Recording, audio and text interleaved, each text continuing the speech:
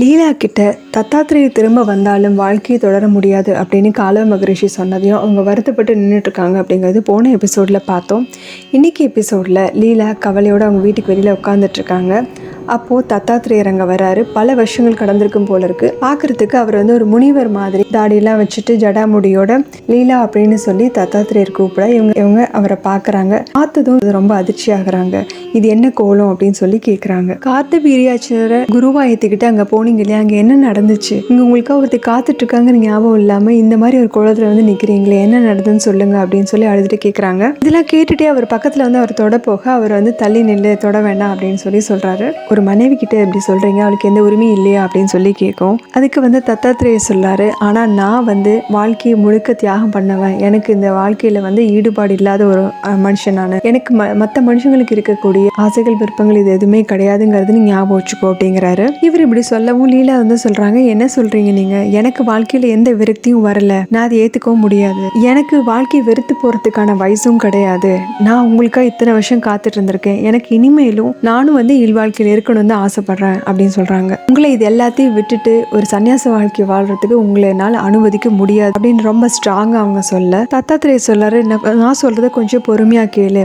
உன் கையில அடிச்சு நான் சத்தியம் பண்ணிட்டு வந்தேன், நான் திரும்ப வருவேன்னு. அந்த ஒரே ஒரு காரணத்துக்காக தான் நான் திரும்ப வந்திருக்கேன் உன்னை பாக்குறதுக்கு. நான் விஷ்ணு பதத்துக்கு போகவே ஆசைப்படுறேன். அதனால எனக்கு நீ கண்டிப்பா முழு மனசோட அனுமதி கொடு அப்படின்னு சொல்லி கேட்கிறாரு. லீலா ரொம்ப ஸ்ட்ராங்கா சொல்றாங்க, நான் இதுக்கு அனுமதி தரவே முடியாது. நான் என்ன இத்தனை வருஷமா உங்களுக்காக காத்துட்டு இருந்திருக்கேன், இத்தனை வருஷம் உங்களுக்கு நல்ல மனைவியா பத்தினியா இருந்திருக்கேன். நான் என்ன பெருமையா? நான் உங்களுக்கு பாத சேவை பண்ணிருக்கேன், உங்களுக்கு சேவை செஞ்சிருக்கேன் இத்தனை வருஷத்துக்கு. இது எல்லாத்தையும் ஏத்துக்கிறதுக்கு நானே எருமையா? என்ன இந்த மாதிரி நிலைமையில விட்டுட்டு நீங்க மோட்ச பிராப்திக்கு போலான்னு நினைச்சீங்கன்னா அதெல்லாம் உங்களுக்கு கிடைக்கவே கிடைக்காது அப்படிங்கிறாங்க. தத்தாத்திரேயர் இன்னும் திரும்பவும் அவங்களுக்கு விளக்கம் சொல்ல முயற்சி பண்ண இவங்க எதையும் கேட்க மாட்டேன்னு காதத்திட்டு சொல்றாங்க, நான் கேட்க விரும்பல எதையும். எனக்கு தேவை உங்க கூட வாழக்கூடிய மிச்சம் இருக்கிற நாட்களையும் வாழணும். எனக்கும் இல்வாழ்க்கையில வாழணும் தான் நானும் ஆசைப்படுறேன். நான் ஒன்னும் எருமை கிடையாது அப்படின்னு சொல்லி திரும்ப திரும்ப இவங்க ஆர்கியூ பண்ணிட்டே இருக்கவும் அவருக்கு தத்தாத்திரேயருக்கு ரொம்ப கோவம் வந்துடுது.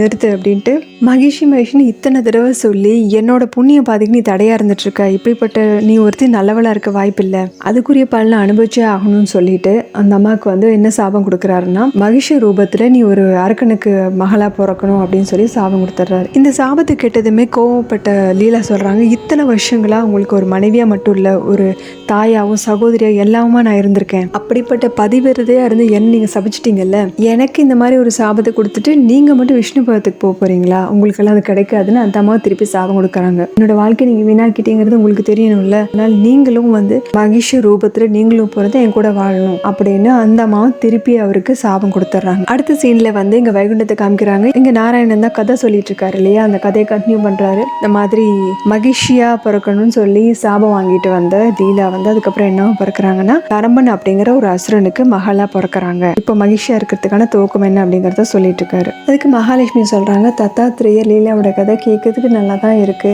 ஆனா வாழ்க்கையில எல்லாத்தையுமே தியாகம் பண்ண தத்தாத்திரேயர் ஏன் லீலைக்கு இப்படி ஒரு சாபத்தை கொடுத்தாரு? சாதாரண மனுஷனோட செயல் மாதிரி ஆயிடுச்சு இல்லையா அப்படின்னு கேக்குறாங்க. அதுக்கு நாராயணன் சொல்றாரு, இல்லம்மா அப்படி கிடையாது. லீலா மகிஷியா பறக்கணும் அப்படிங்கிறது ஏற்கனவே நிர்ணயிக்கப்பட்ட ஒரு தெய்வ சங்கல்பம் தான். அதை நிறைவேற்றுறதுக்கு தத்தாத்திரேயர் சாபம் கொடுத்திருக்காரு, அவ்வளவுதான். என்ன நான் சொல்ல சரிதானே நாரதா அப்படின்னு அவர் கேட்கவும் அவரும் ஆமா, அது காரிய காரணத்தோடு நடந்த ஒரு சாபம் தான் அப்படின்னு நாரதரும் சொல்றாரு. இப்போ அடுத்த காட்சியில இங்க மகிஷியை காமிக்கிறாங்க. அதாவது மகிஷி இப்போ அரசு ஆட்சிக்கு வந்ததுக்கு அப்புறம் நடக்கிற விஷயம் கிடையாது, அதுக்கு முன்னாடி மகிஷியா பிறந்ததுக்கு அப்புறமேல நடக்கிற விஷயங்களை இப்ப காமிக்கிறாங்க. இங்க மகிஷி சோகத்துல உட்காந்துருக்க அவங்கள பார்த்துட்டு அவங்க அப்பா கேட்கிறாரு, ஏமா சோகமா உட்காந்துருக்கு அப்படின்னு கேட்கிறாரு. இவர் ஒரு அரக்கன் போல இருக்கு. மகிஷி என்ன சொல்றாங்கன்னா, எனக்கு என்னை பார்த்து எல்லாருமே பயப்படுறாங்க, என் கூட யாரும் ஸ்நேகிதமா இல்ல, தனிமையிலே எப்பவுமே இருக்க மாதிரி இருக்கு அப்படிங்கிறாங்க. லீலா ஏற்கனவே அந்த ஜென்மத்துல சொல்லியிருப்பாங்க இல்லையா, மகிஷியா பிறந்ததுக்கு அப்புறமும் சொல்லிட்டு இருக்காங்க. அதுக்கு அவங்க அப்பா சொல்றாரு, இல்லம்மா நீ அப்படி வருத்தப்படலாம் வேண்டாம், உன்னோட சகோதரன் இருக்கான்ல மகிஷாசுரன்,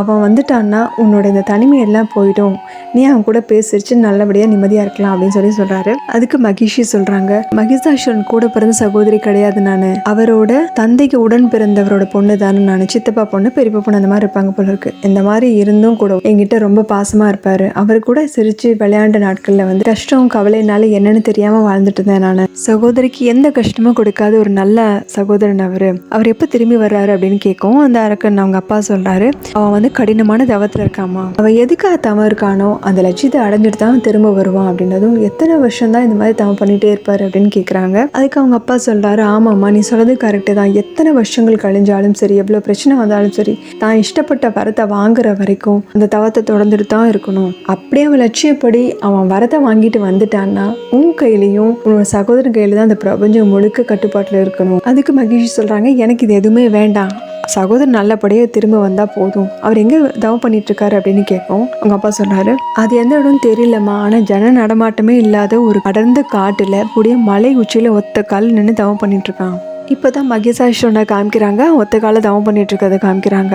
இங்க அவங்க அப்பா சொல்றாரு, வெயில் காத்து எதையுமே பொருட்படுத்தாம தவம் பண்ணிட்டு இருக்கான் பிரம்மதேவனை நோக்கி. இப்போ இந்த அசுரனை காமிக்கிறாங்க, மகேசாஸ்வரனை. இதோட இந்த எபிசோட் முடியுது. நம்ம அடுத்த எபிசோட்ல பார்க்கலாம். நம்ம சேனல் சப்ஸ்கிரைப் பண்ணுங்க, லைக் பண்ணுங்க, ஷேர் பண்ணுங்க, பெல் பட்டனையும் ப்ரெஸ் பண்ணுங்க. தேங்க்யூ.